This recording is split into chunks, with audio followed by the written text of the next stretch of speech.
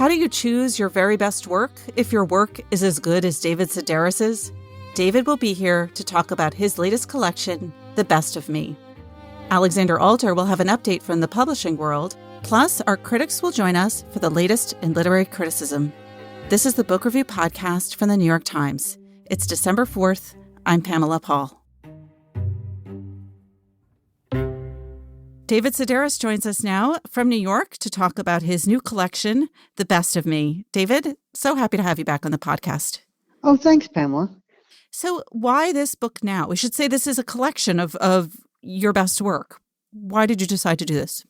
Well, originally, I was going to just do an audiobook, and I had discussed it with Maya Thomas, who has always been my audiobook producer. Just because I get a lot of audiobooks and I listen to a lot of audiobooks, if I have two choices and one audiobook is like 4 hours long and the other one is like 35 hours long, I usually go with the 35-hour. And I think most of my audiobooks are pretty short. So I thought, oh, well, why don't I just do whatever I consider to be my best work and we'll put it together. And so it'll be a longer audiobook. And then my publisher said, oh, why don't we make it a book? And I said, okay, just like that. Okay. You caved. Is your preference for 35-hour long audiobooks tied to your Fitbit habit? Yes, it is. You know, I just looked at The Count of Monte Cristo because my sister Amy had read it. That's 54-hour audiobook. Where could you walk with that? I can cover a lot of ground with The Count of Monte Cristo. The last time you were on the podcast, it was to talk about your collection, Theft by Finding, in which you had many encounters over the years with people on the street. And what I enjoy so much in this collection, The Best of Me, are the encounters in the airplane. I'm curious now if you're having like a second wave of encounters on the street because you're spending so much time walking around, driven by your Fitbit around New York. I'm spending a lot more time on the street, but I think maybe it's because people are wearing masks, we seem more disconnected from one another, I think. You know, when I did travel during this time, it felt so good to be back in an airport and so good to be back on an airplane. I felt so at home and I felt like I was back where I needed to be and back where I belonged. And all of it, even the long layover and the crummy hotel, all of it, I welcomed it. I went down for breakfast. I had to go to Indiana. And I went downstairs for breakfast and I brought my computer because I was going to work while I had breakfast. And then I thought, you idiot, you can't go to the breakfast room of a hotel with just your computer because there's going to be two TVs playing and there's going to be music. You need your headphones to blot all that out. How had I forgotten? It was crazy how much I forgot just in the 9 months that I wasn't allowed to travel. There are so many great airplane stories in this collection. So it's interesting to hear you say that you miss air travel because a lot of your airplane stories sort of exhibit the worst of humanity. I'm thinking probably the most obvious one is Standing By, which is, just a classic. You really do still like air travel? Because to me, it feels like you write about it, it brings out the worst in humanity. Well, I remember when I was young and I would watch like Johnny Carson and so many of the comedians would talk about air travel. And I thought, gee, don't they have anything else to talk about? And then as I grew older, I realized, oh, that's where they spend all their time, right? So that's where I spent all my time. And so that was why I had so many stories about it.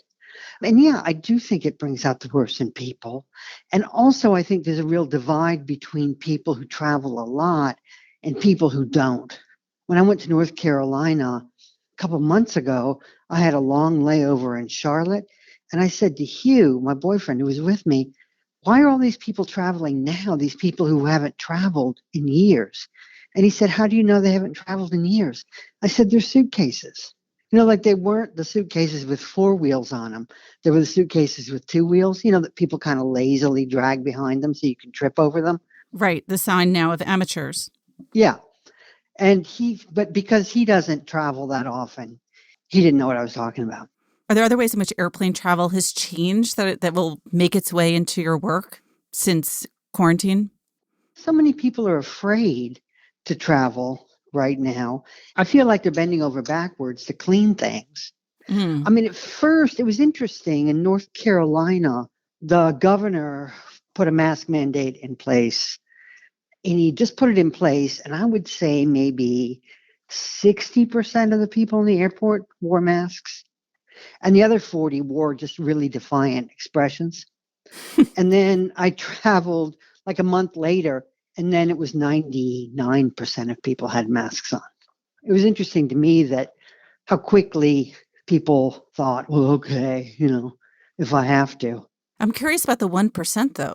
My sister Amy flew down with me. We went to the beach, and then she flew home with a friend of hers. And her friend had one of those face shields on. And the guy seated across the aisle from him said, "You idiot." Called him an idiot. Did he reply? There's not really anything you can say. I mean, people came to his defense, and that was kind of nice. I want to, since this is on audio as well, just launch into a teeny bit right now from Standing By. We're forever blaming the airline industry for turning us into monsters. It's the fault of the ticket agents, the baggage handlers, the slowpokes at the newsstands and the fast food restaurants. But what if this is who we truly are? And the airport's just a forum that allows us to be our real selves. Not just hateful, but gloriously so. Would Adolf Hitler please meet his party at baggage claim 4? Repeat, Adolf Hitler can meet his party at baggage claim 4. It's a depressing thought, and one that proved hard to shake. It was with me when I boarded my flight to Portland and was still on my mind several hours later when we were told to put our tray tables away and prepare for landing. Then the flight attendants, garbage bags in hand, glided down the aisle, looking each one of us square in the face and whispering without discrimination, "You're trash. You're trash. Your family's trash."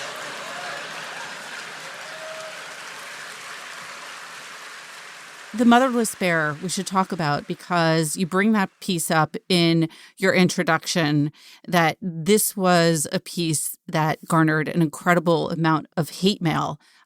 I love this story, but I'm curious why you chose it. Well, I always liked it too. I mean, it was in a book, that Squirrel Seeks Chipmunk book.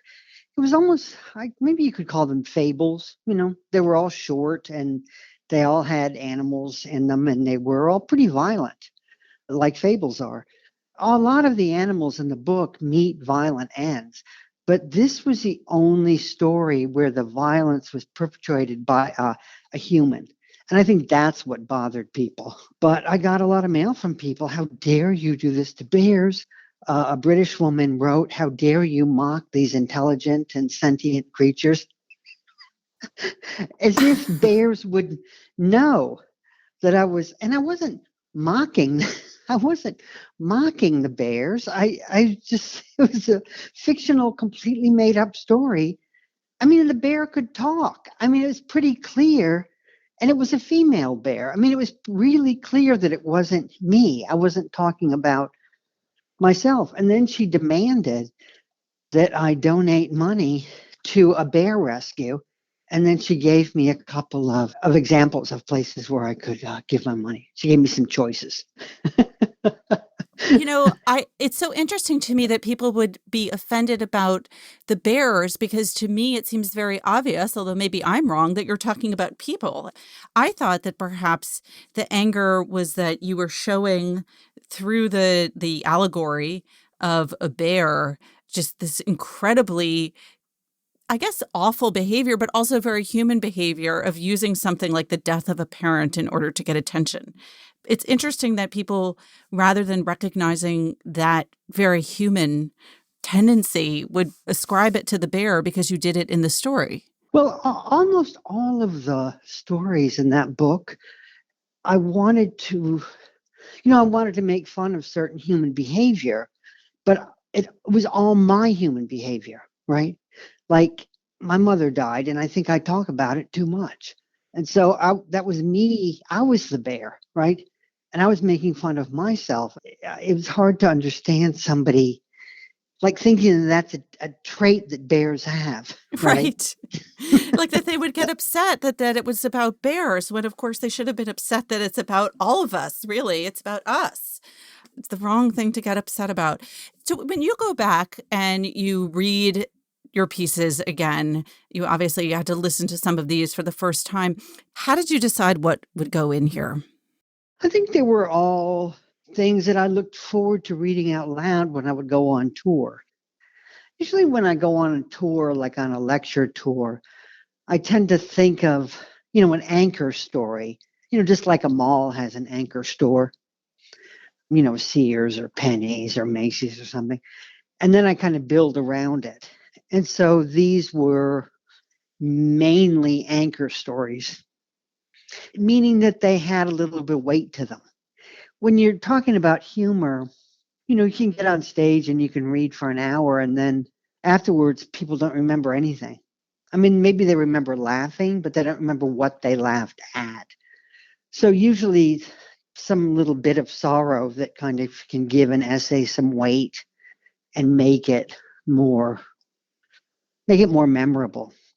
So that was, I think, the majority of the stories, the essays that I put in the book, just had that little bit of weight to them. Well, I'm going to lean toward some of my personal favorites. Can you tell us a little bit about Nuit of the Living Dead, which I think of as just one of the funniest, purely funny stories in here, of course. It's also kind of dark in the best way. And then we'll listen to a little clip, but set it up if you would. Hugh and I used to have a house in Normandy, and it was in this little village in the middle of nowhere. And we had so many mice in that house. And so we were constantly setting traps. And I was at the house alone, and I heard a trap go off, and I went into the attic, and there was this mouse caught in a trap, but it wasn't dead yet. And I wanted to put it out of its misery. And so I thought, okay, well, maybe if I drowned it in a bucket. So I filled the bucket with water. And then I was on the front porch of the house, drowning this mouse in a bucket when a van pulled up. And it was these people. It was like 2:00 in the morning, and they were lost, and they were foreigners. I never learned what country they were from. And all of a sudden, I had company. And I remember when it happened thinking, oh, here's a story. And it wasn't much of a story. I mean, I drowned the mouse, but then the guy came into my house, and I just sort of saw my house through his eyes. And I saw how creepy my house was. Just all of the things that I had laid out, like, I was doing these crossword puzzles, French crossword puzzles, to help me improve my French. And there were puzzles in a detective magazine. And one of them, the clue that I'd gotten right was the word vagina in French. So there's just a crossword puzzle with nothing written on it but vagina. And this kind of illustrated man model I'd been putting together when the man pulled up, and just, like a knife laying on a photograph of a child. It was just my house, and I didn't think anything of it until I saw it the way a person might. It was like in a movie, where you run out of gas and you go to this house and a creep lives there, but I was the creep. You're the creep. All right, let's listen to just a little bit of that story. There seemed to be a theme developing, and everything I saw appeared to substantiate it. The almanac of guns and firearms suddenly prominent on the bookshelf, the meat cleaver lying for no apparent reason upon a photograph of our neighbor's grandchild. "It's more of a summer home," I said, and the man nodded. He was looking now at the fireplace, which was slightly taller than he was. I tend to see only the solid stone hearth and high oak mantel, but he was examining the meat hooks hanging from the clotted black interior. "Every other house we passed was dark," he said. "We've been driving, I think, for hours just looking for someone who was awake. We saw your lights, the open door." His words were familiar from innumerable horror movies, the wayward soul announcing himself to the Count, the mad scientist, the werewolf moments before he changes. "I hate to bother you, really." "Oh, it's no bother. I was just drowning a mouse. Come in, please." There were some other interesting decisions that you made in organizing this book, maybe micro decisions. And I don't know how much of it was deliberate, but, in a collection like this, often there'll be a date next to things, or there'll be an introduction, or the way in which they're ordered is explained. You don't have any of that. And I'm wondering if that was a deliberate choice. Oh, I never thought about it. I never thought about a date, putting a date with the stories and essays. I guess that would have been an okay idea.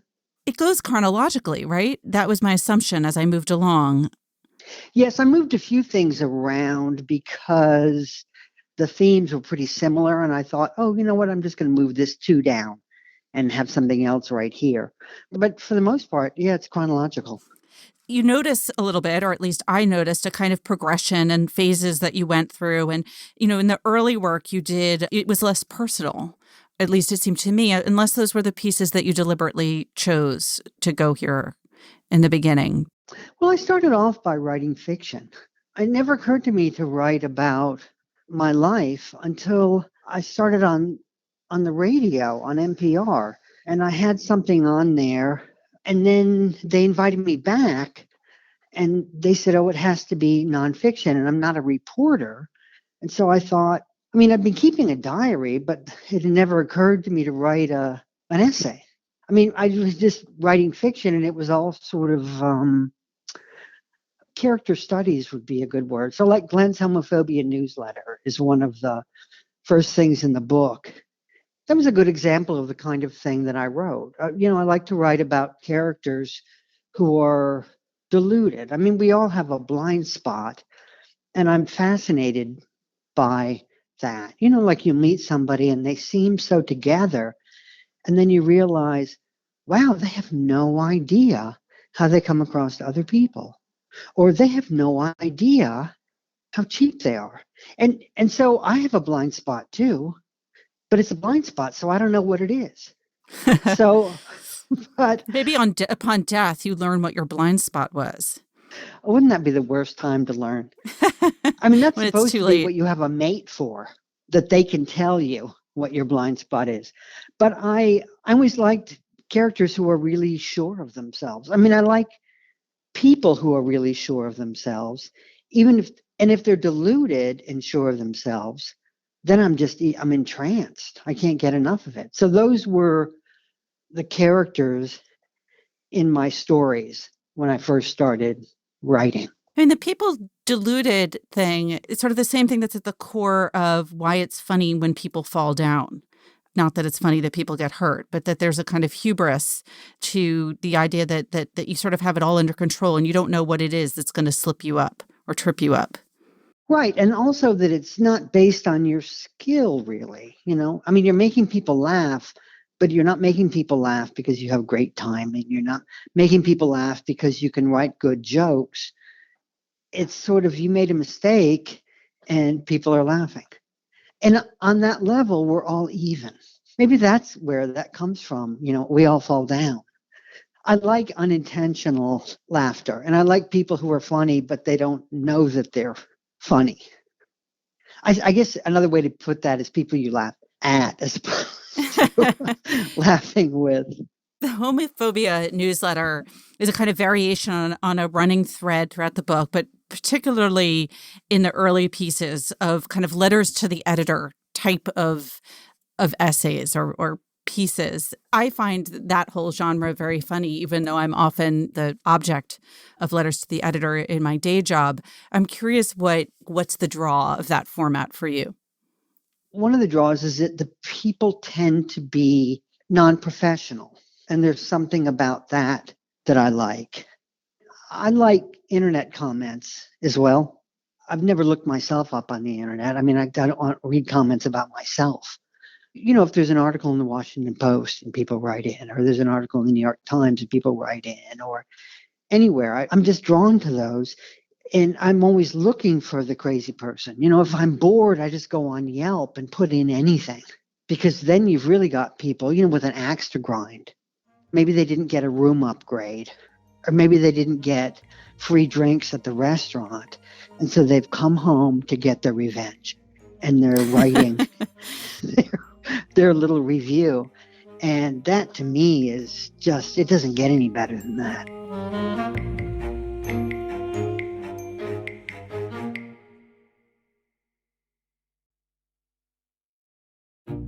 So here's a request for our listeners. I get lots of feedback from you, some complaints, lots of kind words. Really appreciate it. You can always reach me directly at books@nytimes.com. I will write back. But you can also, if you feel moved to do so, review us on any platform where you download the podcast, whether that's iTunes or Stitcher or Google Play or somewhere else. Please feel free to review us and, of course, email us at any time. You have an essay in here that I think is one of the most moving pieces you've written about your sister, Tiffany. Now We Are Five. Did you know that you wanted to have that be in this collection? Yes, I think because if I step back and it's not about my sister committing suicide, it's exactly the kind of essay I wanted to write when I started writing. I mean, when I read it over again, I read the first line and I can't believe, and I think, what? Like, I can't believe this can't be true. You know, that my sister killed herself? That can't be true.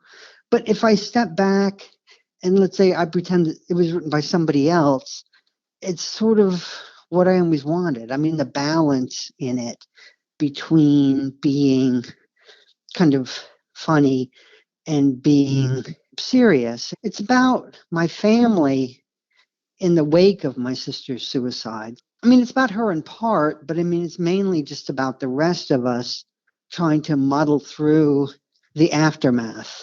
I don't know. I just really like the way that it's crafted. And I mean, this seems weird to say about your own stuff. I mean, I'm not my biggest fan, you know. But it's kind of part of putting together a book called The Best of Me. I mean, Yeah. by definition. Yeah. So I'll allow it just this once. It is beautifully constructed. And I noticed as I was reading this collection that there is, I mean, and you must notice when you're putting together that there are certain rhythms and patterns and structures to your pieces, particularly the later ones, where I feel like you're really working on that craft of the essay. Well, in a way, I felt like I kind of grew up in public. I mean, I went to art school and I took, I think, 4 writing classes. And I learned a lot by going to readings and listening to people and learning from their mistakes. And from the very beginning, I was writing to read out loud. So before I ever got anything published, it was read out loud on stage. And then when I started writing essays, I was just kind of guessing at it. But by that time, I already had a book out. So I was sort of learning in public in a way, which is probably not the ideal way to do it. I could see that progression as well. There's one thing from the book Naked in there, but only one, because to me, it is so overwritten, and it's just somebody who's really trying too hard, just elbowing you in the gut at the end of every paragraph. And just, oh, gee, I can't. Torture to me would be having to read that book out loud. It would be torture to me. Which of your books is your favorite? Probably the last one, just because Calypso. Eventually I'm going to hate everything, but I've only had like 2.5 years to hate the last book. So yeah, right. Calypso would probably be the one that I like the most. I don't know. Tobias Wolff, he put out a big collection of his stories. Our Story Begins. And I absolutely love him, just love him. And the book came out, when did it come out? In 2007, 2008. And I noticed subtle differences between his first stories and his last stories. But to me, he was always perfect.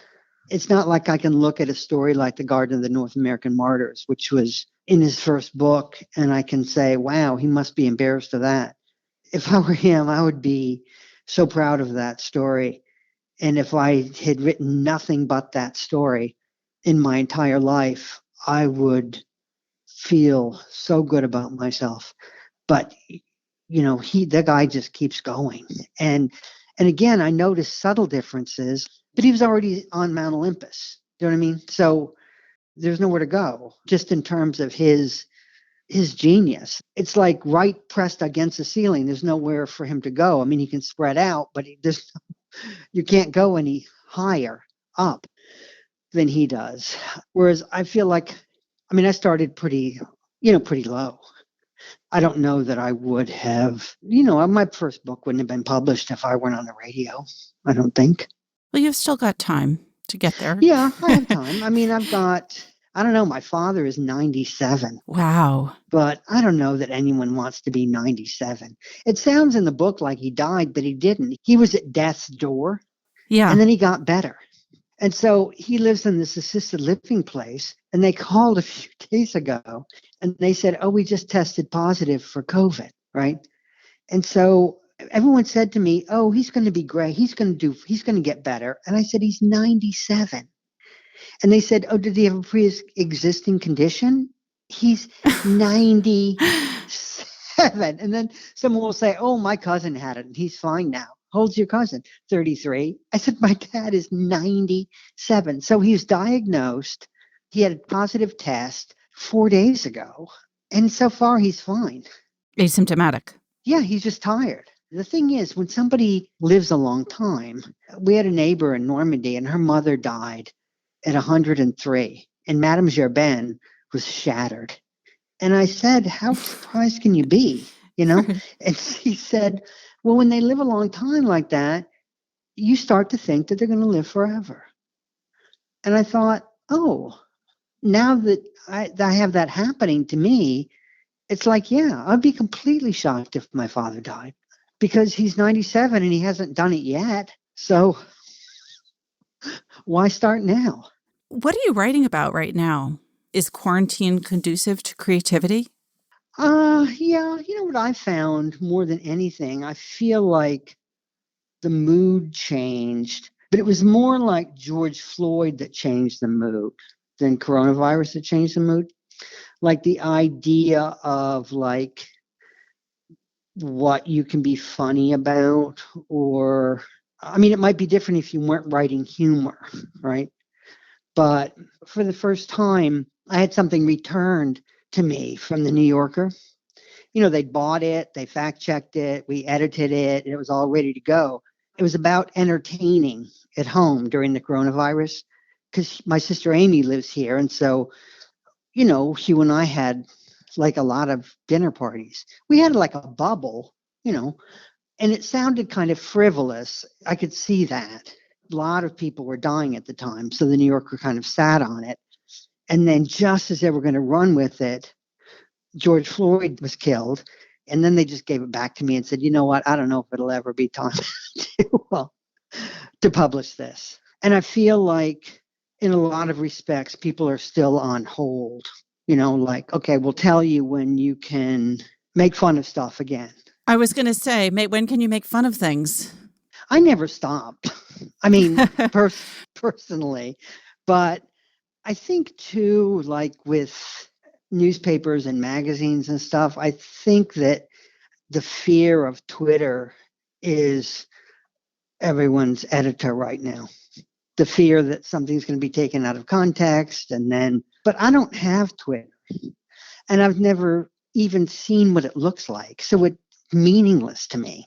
So if 100,000 people denounce me right now on Twitter, I don't care. I mean, I just feel like it's not going to change my life that much. But if you're on Twitter and if you're engaged in Twitter, that's a huge thing to you, right? Right. You know exactly where the mob is headed and, you've got something to say about it. But I don't know where it's headed and I have nothing to say about it.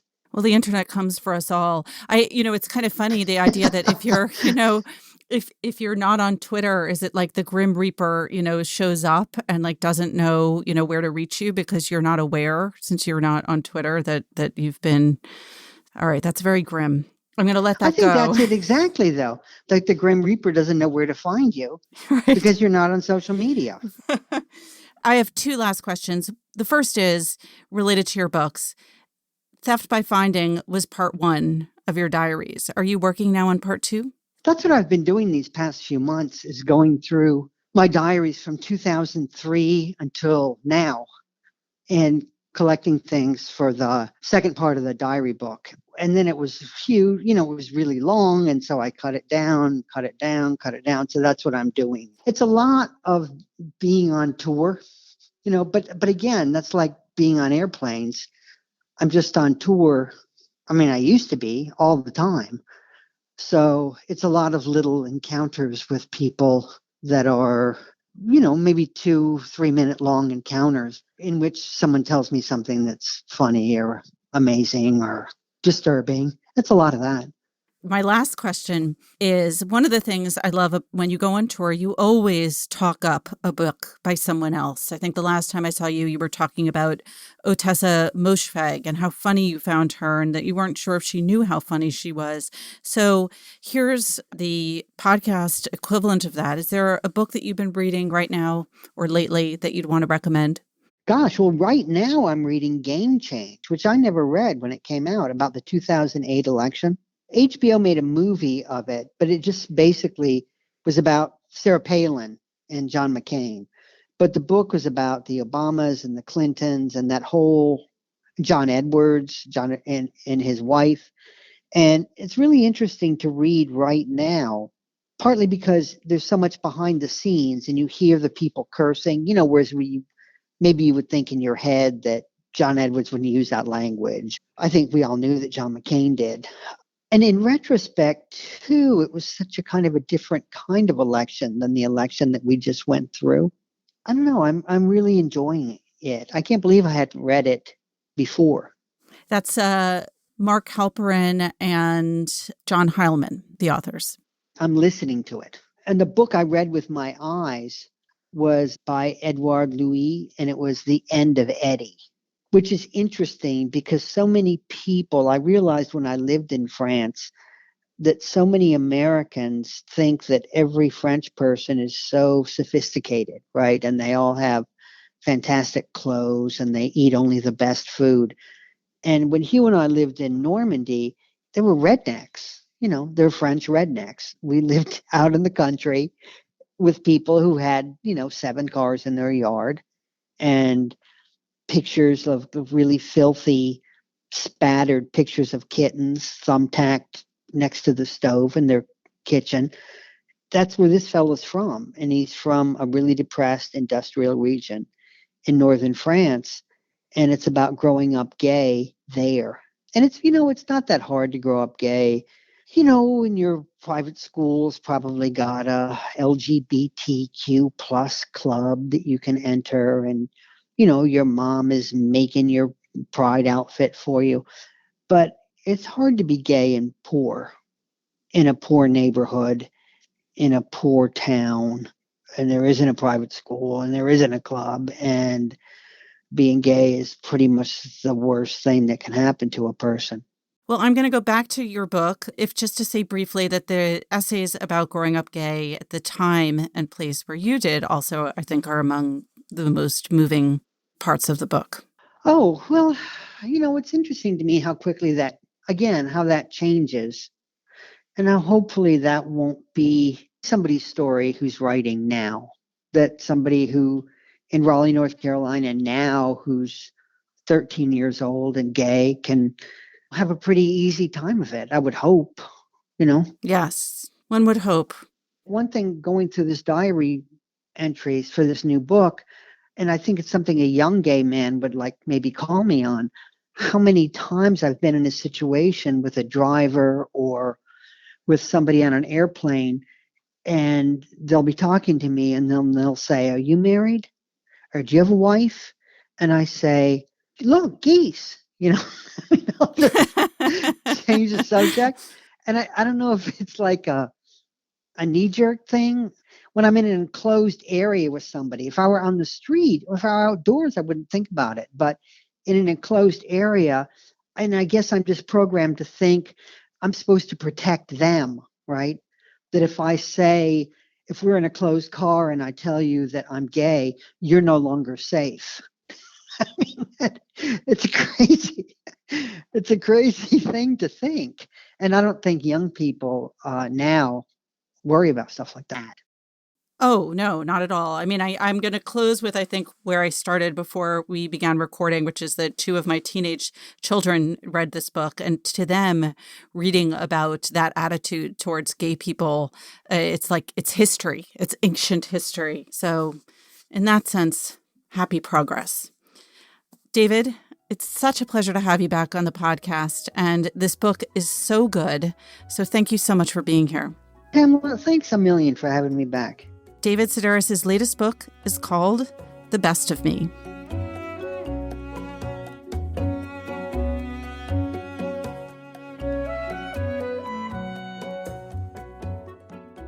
Alexandra Alter joins us now with some news from the publishing world. Alexandra, hey. Hey, how are you? I'm okay. How are you? Pretty good. I'm coming off another heavy news period, which isn't normal in publishing at the end of the year. Things tend to calm down, but we just had some really big news in corporate publishing, a long expected sale of Simon & Schuster, and the deal went to Penguin Random House, which means that the biggest publisher in the United States is buying, another enormous publisher, kind of creating the first mega publisher if the deal goes through. And there's likely to be antitrust scrutiny. Was this expected? Did people think it was going to be PRH? Yeah, so in the days leading up to the deal, there were rumors, and this often happens with an acquisition. All the interested parties start leaking to different outlets to kind of put their spin on it. So there were news reports that it would either be Penguin Random House or HarperCollins, which is part of Rupert Murdoch's News Corporation.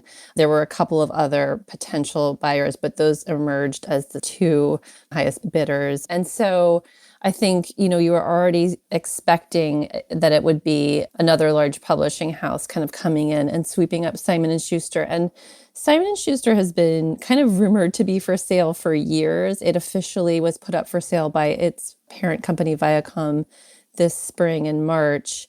And one question that people have is Penguin and Random House already merged in 2013, and that was a huge deal. And one of the arguments that Penguin Random House made when they made this offer for Simon & Schuster was, look, we've done this before. We know how to protect editorial integrity for different imprints and publishing divisions.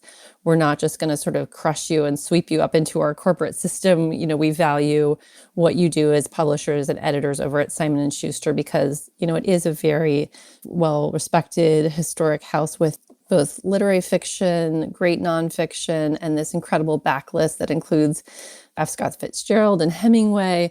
So I think Penguin Random House made that part of its pitch was, we are going to protect you editorially. This is going to be a great business alignment. But of course, people always have questions about deals of this size and what that means for authors, for literary agents, even for booksellers. When one company is so much larger than the rest, it really might create an imbalance. PRH was by far the biggest of the big five, correct? Yes, that's correct. Already because, they merged with Random House, and even then those companies were pretty sizable. So if you look at them, particularly on a global scale, they have, I think, 300 imprints globally. Their backlist goes back about a century, and that includes 100,000 titles. Now they're adding Simon & Schuster's backlist of 30,000 titles. And, one thing that gets overlooked in these kinds of deals is the backlist is really critical for publishers right now. People are looking at new books that are released in hardcover, but the majority of growth in publishing right now is in the backlist. So if one company has that many titles, it gives them quite a lot of leverage and a really sizable portion of the market. I guess some people thought that given the fact that PRH was so much bigger than the other four in this group, that it would have been now what I guess are the other three, Hachette, HarperCollins, or Macmillan, that would have said, okay, let's join forces, let's buy with Simon & Schuster in order to compete with Penguin Random House because they were already the sort of biggest force in this heavily consolidated industry. I guess PRH headed that off. Yeah, I think that's why News Corporation was so eager to purchase Simon & Schuster. You would have then had the big two and the other two. As one analyst put it to me, you'd have had this combined HarperCollins and Simon & Schuster, and Penguin Random House as sort of the two powerhouses, and then you would have Hachette and Macmillan. So I do think, this is going to have repercussions throughout the industry. One question is, will the remaining 3 publishers, the biggest ones, try to acquire smaller publishers to bulk up to compete? We saw Hachette purchase Perseus Books a few years ago, and that was a very, I think, smart and strategic acquisition. In that case, it added things to their publishing list that they didn't necessarily have dominance in those areas, like travel books and certain kinds of nonfiction. So that really was additive. One question I think people in the industry have when you see 2 big companies coming together like this is there's inevitably going to be overlapping publishing programs. For example, you have literary imprints like Scribner at Simon & Schuster, and at Penguin Random House, you have literary imprints like Riverhead and Knopf. And are they going to be competing for the same titles, overlapping a lot in their efforts? That's a question. And so how do people handle that? The answers that I've gotten so far from both the CEOs of Penguin Random House and Simon & Schuster is that they're going to continue to compete just like they do currently until bids get to a certain size. And at that point, they have to the company will sort of stand behind the biggest offer. But up until a certain point, the imprints will all be competing. And the current line is that Simon & Schuster will continue to have total editorial independence. But you are seeing real pushback from very big constituencies in the publishing world. For example, the Authors Guild put out a statement that was very critical of the deal and said they were calling on the Justice Department to challenge the deal. Also, the American Booksellers Association, which I thought was slightly more surprising than the Authors Guild, because I think booksellers have in some ways benefited from what big corporate publishers can offer in terms of 2-day shipping and rapid replenishment and things like that. That's been very good for independent booksellers. But you saw the American Booksellers Association put out a statement also challenging the deal and saying that this was bad for the business and bad for authors, and it put too much power in the hands of one corporation. I would imagine that in addition to authors being extremely concerned and unhappy about the news, that agents would be unhappy as well, because it probably means a lot less money for them. Yeah, agents are certainly concerned, and they're not maybe as vocal as authors and booksellers have been, because of course they have to do business with this new company and all the imprints within it. But they are concerned because as you say, the feeling is that there's less competition, there's fewer places to sell books to. And it's kind of an acceleration of this trend that we've been seeing over the past decade as the publishing industry has gotten more consolidated. And that's, you've seen these larger companies needing to make more money off a handful of books. And so they're going after the big blockbuster titles. And what that has done has sort of eroded the mid-list. It's made it harder for authors who are not huge bestsellers or known quantities to sell their books to the big houses. And sometimes they're going to smaller publishers, but there's probably a lot of instances where they're not getting published.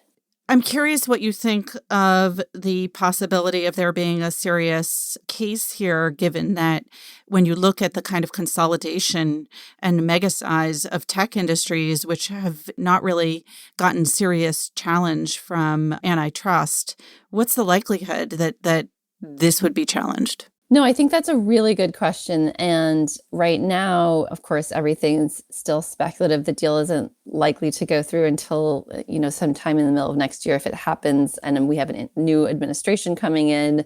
So they perhaps will be more sensitive to these kinds of critiques of large deals. But your point about the tech industry and Amazon in particular, I think is a really good one. So, if you were going to critique the sort of consolidation of power in publishing in the book selling business, that would probably be the first place you would start, would be with Amazon. And so far, no one has really had the appetite to take that up.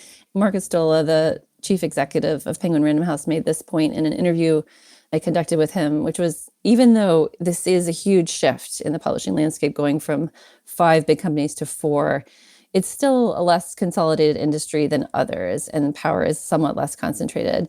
And according to Penguin Random House, they're going to have less than 20% of the market, even if this goes through. I think there have been other estimates that put it at a much higher percentage of the market. I've seen, that it will control 40% of the market for new hardcovers, things like that. So that would seem to be enough to at least invite some scrutiny from antitrust regulators. All right. Well, this sounds like a story that will continue into 2021 for certain. So I'm sure we'll have more conversations about it. Alexandra, thanks so much for being here. Thanks for having me.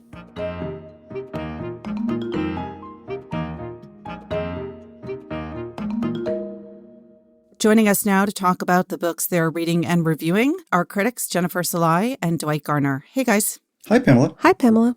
Jen, let's start with you. You talked about a real underdog book this week. Right. We'll just have to see how the book is going to do because I have no idea. But the book that I reviewed this week was A Promised Land by Barack Obama. And, you know, in all seriousness, this was a book that people were anticipating for a few years now. He got the book deal shortly after he left office, I believe. You know, people were wondering what would be in it, how long it would take. He himself said that he thought it would take maybe a year and that he would write, you know, a 500-page memoir that covered his 2 terms in office, and that would be it. And now, as we're seeing, it took longer than that. And it's actually a quite hefty 700-page book that actually only goes up to May 2011. So it doesn't even cover his entire first term. It was interesting because he really prefaces it by saying right at the beginning that he wants the book to really reach young people, that he wants them to understand, you know, how politics works, how the country works, how democracy works, how he governed and why he governed as he did. And, you know, you really see that in the book because the first 200 pages, I would say, when I was reading them, I was wondering when he would actually get to the presidency because the first 200 pages really just covers his political ascent in Chicago mostly, and also includes some of the community work he did before that. But when he gets to the presidency, he really bores down into the detail of each issue, how he approached it, the constellation of obstacles that he faced, what he was thinking, what he assumed other people were thinking, how he managed the different interests. And he's a very good storyteller. So when I explain all of this, it sounds a little bit like probably a boring civics lesson, but he's actually very good at it. I think about his first book, Dreams from My Father.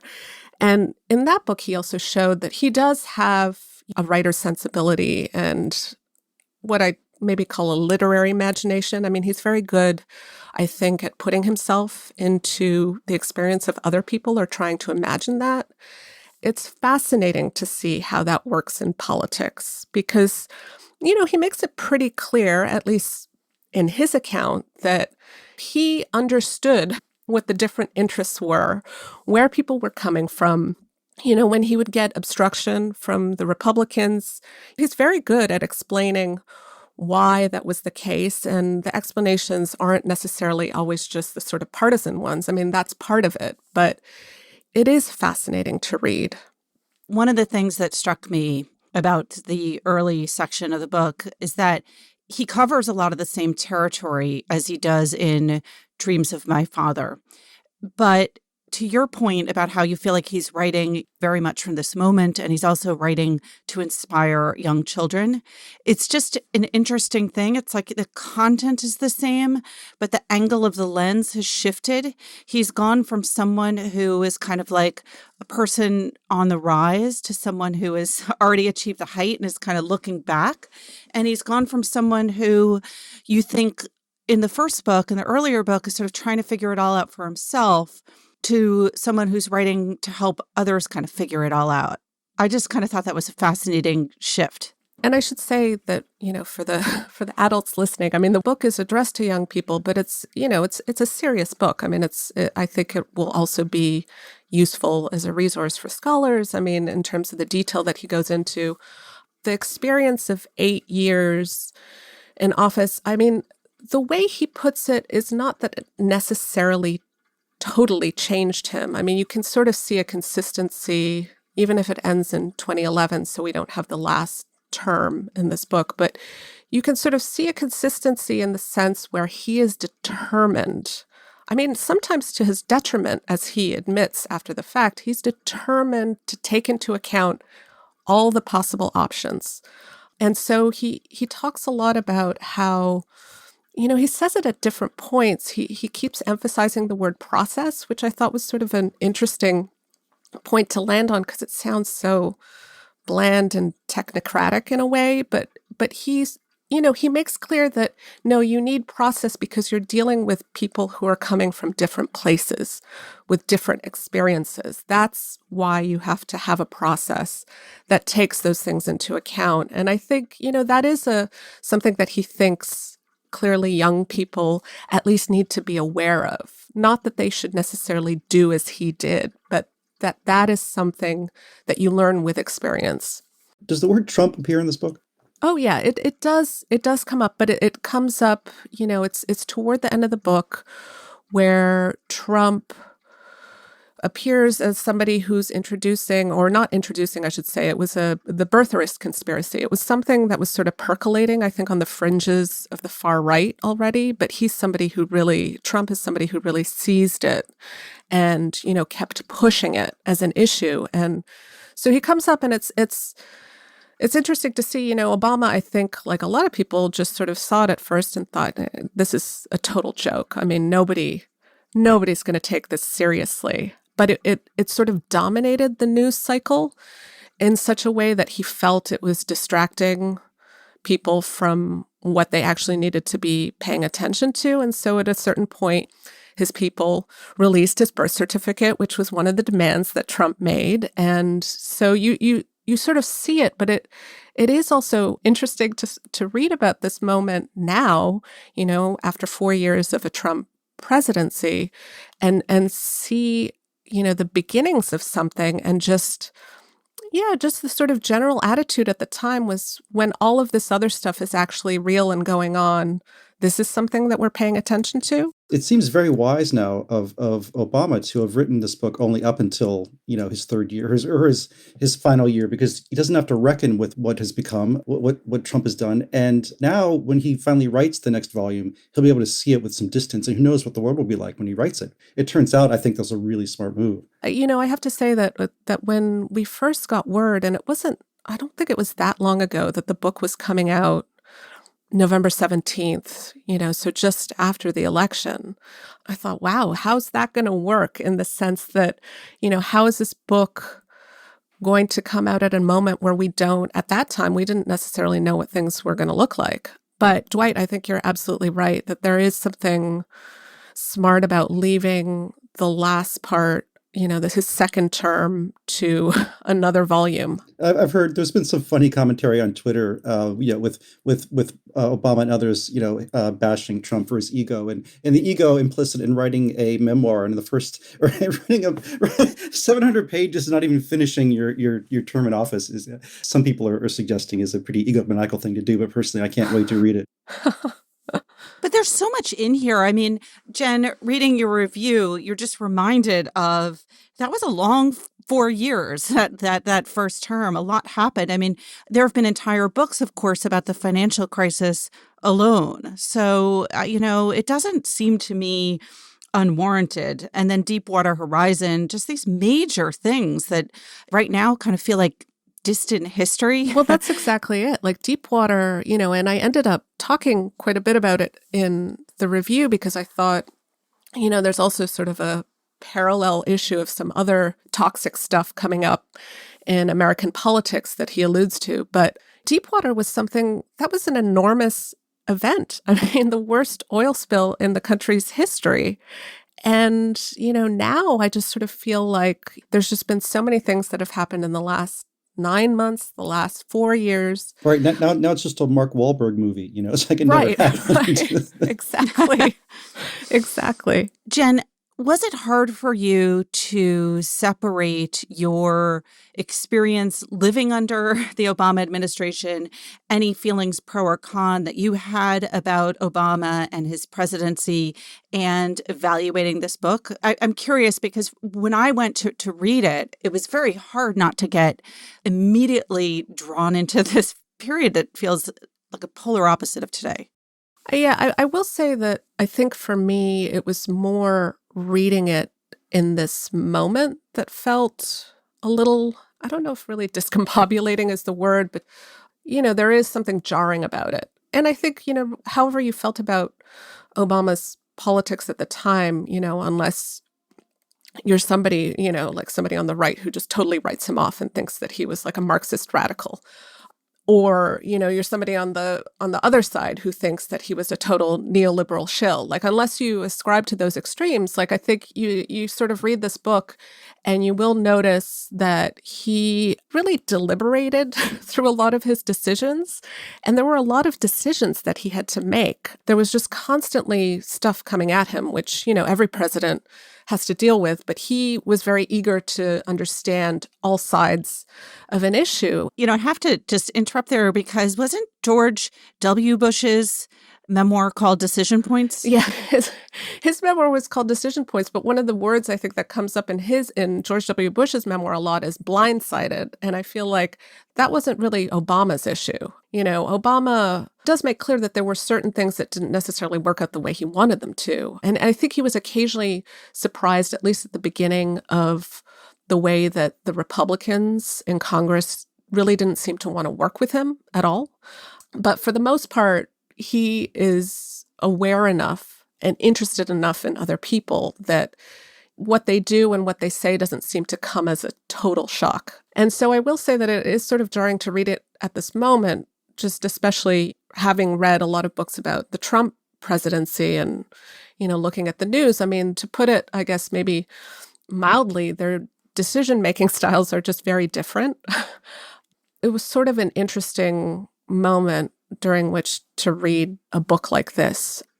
The other question I had is, to what extent do you think he lets loose in this memoir? I mean, I remember with Michelle Obama's memoir before it came out, everyone really wanted to know, like, what did she really think that whole time? You sense there was so much going on behind her, sometimes gentle facial expression, like you knew that she didn't like this or that she was judging that. And I'm wondering, how open is Obama in this book? To my mind, it seemed pretty open to me if you accept that the way he approaches things is kind of consistent with the person that we saw in Dreams from My Father. I remember, I think it might have been right early in the Obama presidency, Zadie Smith had an essay about him. And, she talked about Obama in terms of somebody who showed what Cates called negative capability, somebody who could really imagine himself into the lives of others and also reside within this ambiguous space and be okay with that. And that's somebody that you do see in this book. He admits a few times in the book to getting angry, but not a lot, which is interesting because I think, a lot of the criticism that he got, especially from progressives during his 2 terms, was that he didn't marshal. There was a lot of public anger at the time, after the financial crisis and, later on in his presidency as these deep-seated issues came up, and he didn't necessarily use that. Reading this book, you do get the sense of somebody who, that is how he has sort of operated in life. Getting roiled by emotions is not necessarily his way. So in terms of letting loose, I mean, he's pretty candid about how difficult his whole political career, including, his decision to run for the highest office, how hard that was on his marriage. I mean, he's candid about that. And Michelle was candid about it too in her book. But letting loose, I don't know if that's his thing. Dwight, I want to do something different. Rather than talk about what you reviewed this week, I'd like to hijack the conversation and talk about a book that you have written. Can you tell us about your new book, Garner's Quotations? Yeah, I sort of compiled it rather than wrote it, but it's entirely other people's words. I have a problem with quotations and books of quotations. You think of a quotation, you think of something dull, like a penny saved is a penny earned, or something uplifting that Eleanor Roosevelt once said. And I've written a commonplace book, which is some readers will know is a more personal endeavor. I mean, Virginia Woolf kept one, Auden kept one, E.M. Forster's was published after his death. It's a commonplace book is where you write down things that mean something to you and you keep them for your own sort of use. And I've been keeping one for a very long time, and I've made a book out of them by pulling out a lot of my favorites and arranging them so that they read kind of like a long poem. And part of my problem with quotations is they're always just so uplifting. They always seem like they're aimed at posterity. They always seem, somehow taxidermied. And the quotations in my book tend to be about things like they're scatological. They're about food and drink. They're about self-loathing. They like, a lot of them are witty. They're about things you don't normally find in quotations books. I sort of want to break the idea of what we think of when we think of a quotation. How do you put a book like this together? First, I mean, I imagine you're keeping notebooks as you read, as you go through life, right? Did you have like a big pile of them and then you sat down and went through them for this? Well, I started keeping my commonplace book when I was in high school, and I wrote things down, in notebooks and that kind of thing. When you're in high school, the kind of quote you think is good is always just the worst. It's always something like, I mean, this is just a Pat Benatar quote, but, love is a battlefield. Oh, so true. You underline the worst passages in Salinger and in Steinbeck. And actually, if you've ever read a book on Kindle, which I do all the time, they show you what the most underlined passages are on Kindle books. And I'm always just aghast at what people think are the best lines in a book. Like, no, that is not the best line in this book.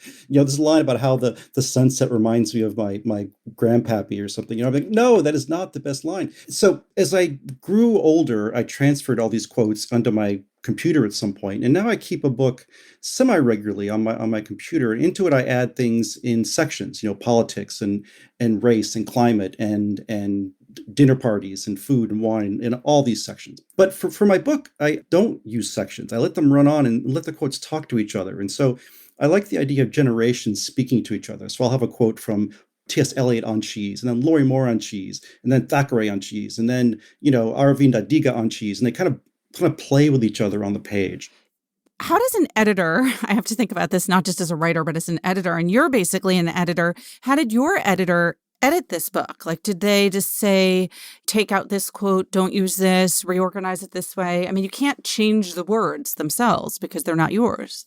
Well, my book is with Farrar, Straus and Drew, and Jonathan Galassi edited this book. And a few quotes he didn't think were quite worthy of it. A few he liked and wanted a slight rearrangement, but he had almost nothing in terms of heavy edits on this book. I worked on it a long time. I tried to make, the quotes chime with each other. I think it works sometimes, and other times maybe not so well. But as far as I know, there's not really been a book quite like it. It's a little bit on the blue side, and a little part of me worries about some cute young 11-year-old boy or girl going to the library to bring a book home for their social studies project. And this is not the book that your 11-year-old wants to bring home for their social studies project.